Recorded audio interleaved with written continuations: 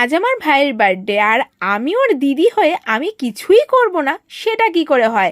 প্রত্যেক বছরে কিছু না কিছু করার চেষ্টা করি, তাই ভাবলাম এবছর নতুন কি করা যায়।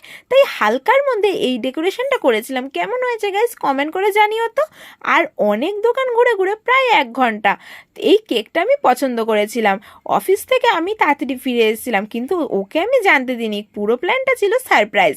আর ভাবলাম শুধু কেকটা তো প্রত্যেক বছর কাটিং করে, তাই সাথে একটু মিষ্টি আর দই এনেছিলাম, কারণ দইটা সবসময় শুভ আমি জানি। যাই হোক, ভাই এখানে কেকটা কাটিং করলো। আর আমি ছোটোবেলা থেকে ভাই আমার কাছে ভাই কম ফ্রেন্ড বেশি। আর ছোটোবেলা থেকে দুজনে মিলে যত দুষ্টুমি করি সব দুষ্টুমির দোষটাই কিন্তু মা আমার ঘাড়ের উপর চাপিয়ে দেয়। তার জন্য আমি সব দোষ, ওর সব দোষ আমি নিজের কাঁধে নিই। যাই হোক, এইখানে ভাই কেকটা কাটিংয়ের পর আমাকেই খাওয়াচ্ছিল। আমি বললাম না, মাকে সবার আগে খাওয়া, কারণ যে তোমার জন্ম দিয়েছে, পৃথিবীতে এনেছে, সে সবার আগে তার অধিকার রয়েছে। তারপরে আমাকে খাওয়ালো, আর দেন তারপরে এই মিষ্টি মুখ করে নিল, আর তারপরে এই দইটা খেলো। তো তোমাদের কেমন লাগলো এই ব্লগটা আমাকে কমেন্ট করে জানিও। নেক্সট বার কী করবো সেটা এখনও ভেবে উঠতে পারিনি, তো কিছু প্ল্যান থাকলে আমাকে জানিও। তো চলো চ্যানেলটা সাবস্ক্রাইব করো। চলো টাটা, বাই বাই।